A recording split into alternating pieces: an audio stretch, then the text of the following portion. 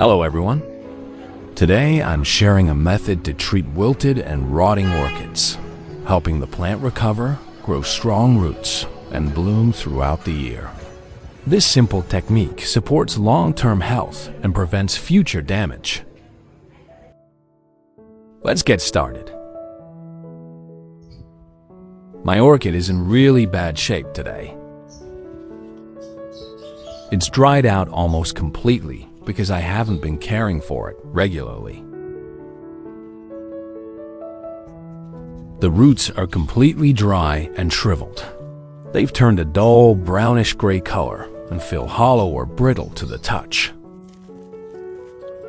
I'll start by removing all of the old moss medium and replacing it with fresh moss.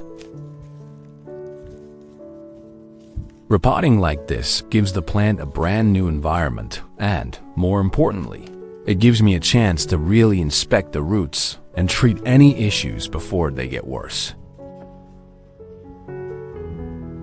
If left untreated, they can hinder new root growth. So, I'll trim away the damaged roots, helping the plant focus nutrients on stimulating new, healthy roots. We need to remove the rotting leaves, as they can easily cause the stem to rot as well. If left untreated, the decay can quickly spread and damage the entire orchid. Trimming old, worn-out roots not only relieves the plant from supporting weak roots, but also encourages stronger new ones.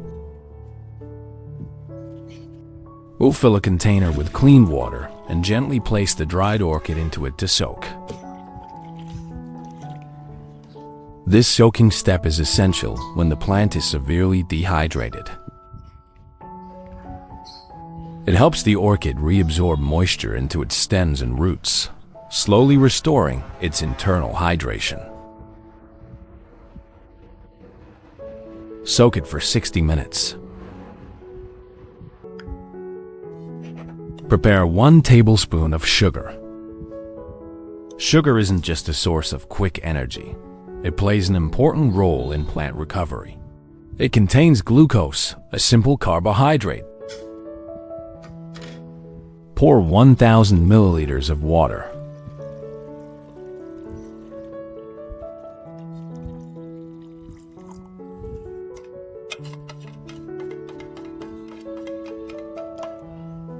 Soak it for 15 minutes.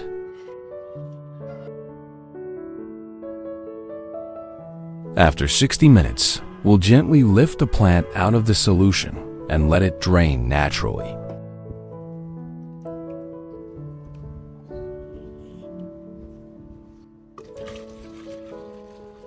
Next, we'll soak the leaves in the sugar water solution. This step helps rehydrate dry or wilted leaves and allows them to absorb essential nutrients like glucose directly.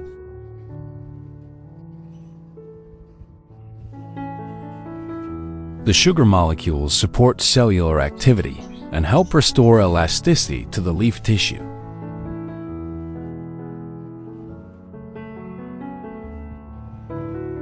Soak it for 20 minutes. Prepare 1 fresh lotus leaf.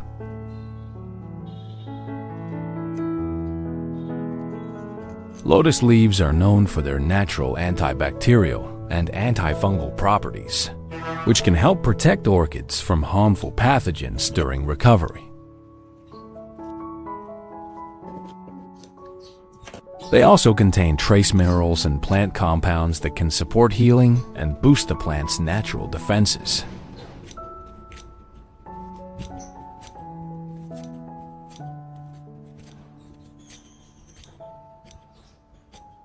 Place the cleaned lotus leaf into the blender.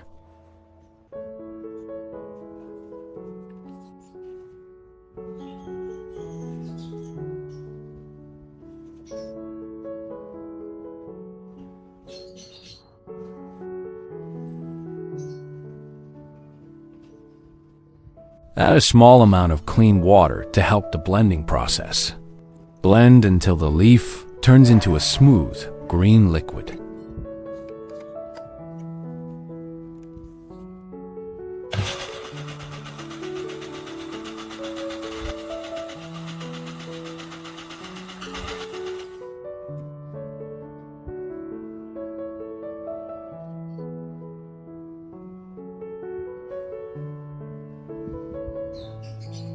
After blending, carefully pour the lotus leaf solution through a fine mesh strainer or cheesecloth to filter out the fibrous residue.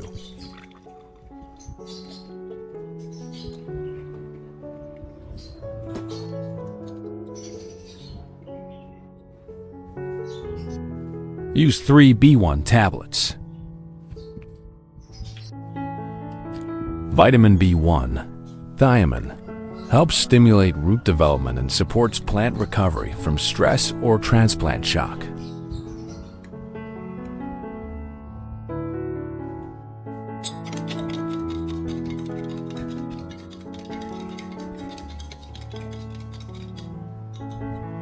Dilute the mixture with 500 milliliters of clean water, stirring gently to ensure everything blends evenly.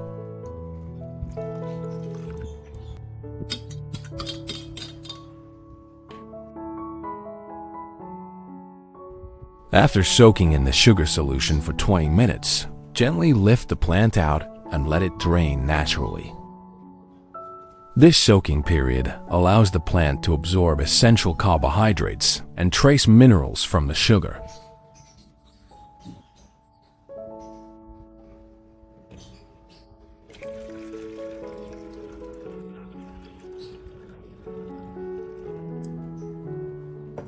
Combine it with sugar water.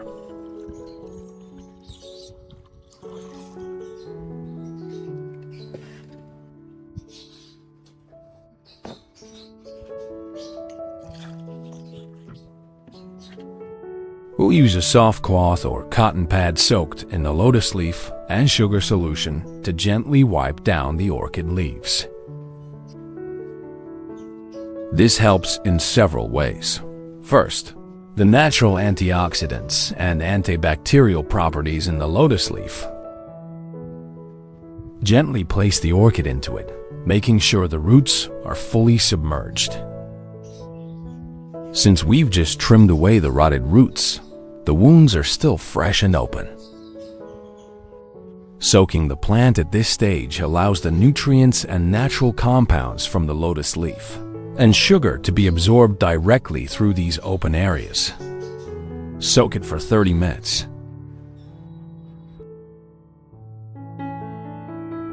After 30 minutes of soaking, we'll take the orchid out and let it drain naturally.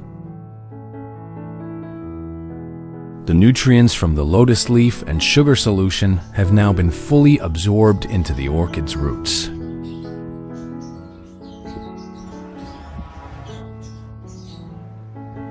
We'll now use cinnamon powder to help dry the wound. Cinnamon is a powerful natural antifungal and antibacterial agent.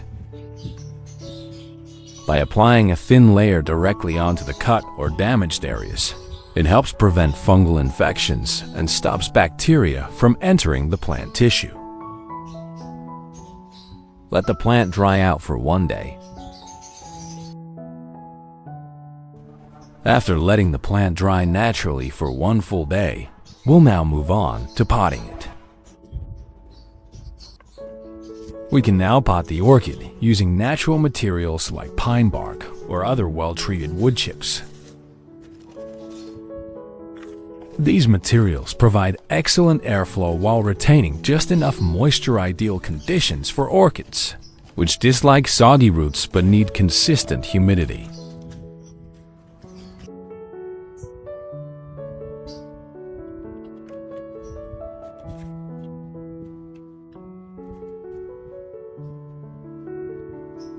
Pine bark in particular helps prevent root rot thanks to its good drainage. And it also fosters beneficial microbes that support natural nutrient absorption.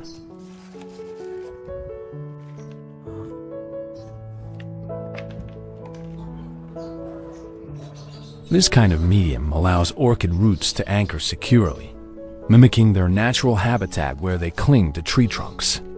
By offering a clean, breathable, and stable environment, the orchid can recover faster, begin to grow new roots, and stay healthy in the long term.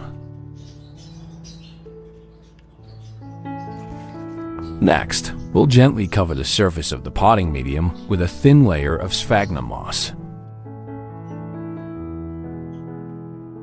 This moss plays a crucial role in maintaining consistent surface humidity around the orchid's roots, especially the new, tender ones that are still developing.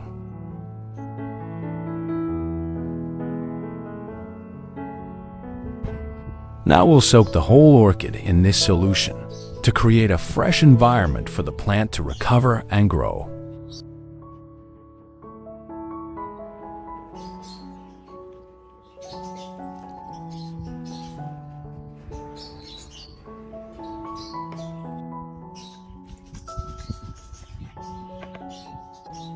We'll take the remaining lotus leaf and sugar solution and pour it into a fine mist spray bottle.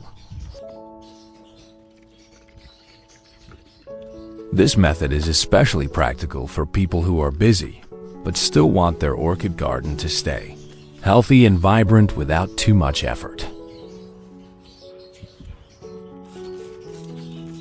By spraying this diluted mixture as a mist, the plant can easily absorb nutrients through its leaves and aerial roots. It also slightly increases the local humidity around the plant, which is ideal for orchids, especially those grown indoors or in dry climates. In step 3, we're going to deeply water the orchid using the lotus leaf and sugar solution. This method allows the roots to fully absorb the nutrients and minerals present in both ingredients.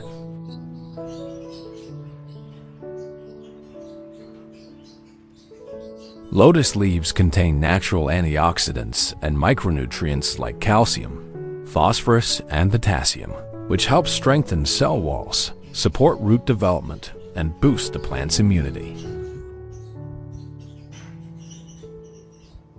The sugar, on the other hand, acts as a quick energy source. It helps stimulate microbial activity in the root zone, which improves nutrient uptake and root health. This treatment can be done 3 times every 2 weeks, but always with proper drainage and ventilation afterward.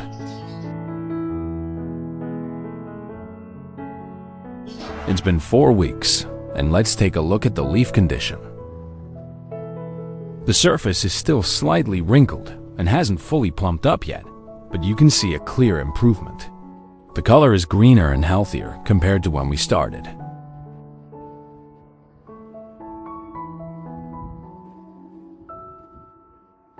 Now let's take a look at the roots after 4 weeks. As you can see, the plant has responded really well. There are plenty of fresh light green root tips coming out from multiple spots.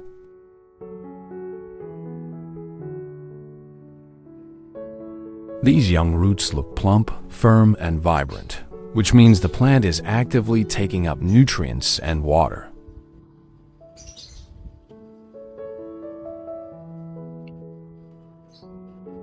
The older roots also look healthier, with less dryness and no signs of rot.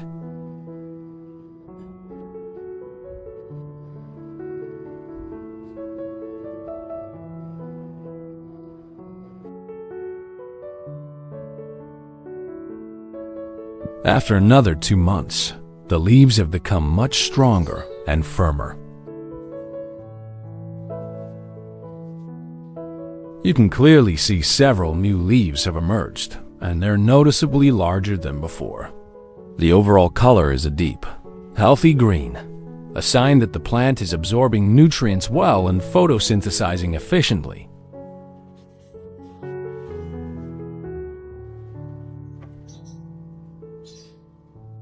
The roots have become noticeably stronger and more robust. You can see a clear increase in both thickness and firmness, which shows that the plant has stabilized and is absorbing moisture efficiently.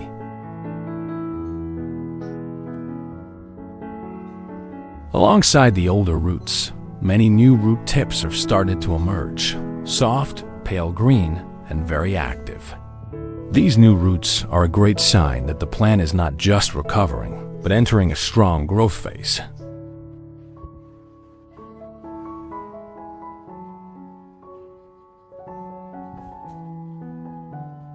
And that's it for today's orchid care update. Thanks so much for watching and joining me on this journey to healthier, stronger plants. If you found this helpful, don't forget to like, subscribe, and hit that notification bell so you never miss a tip. Drop a comment below to share your own orchid stories or questions. I love hearing from you.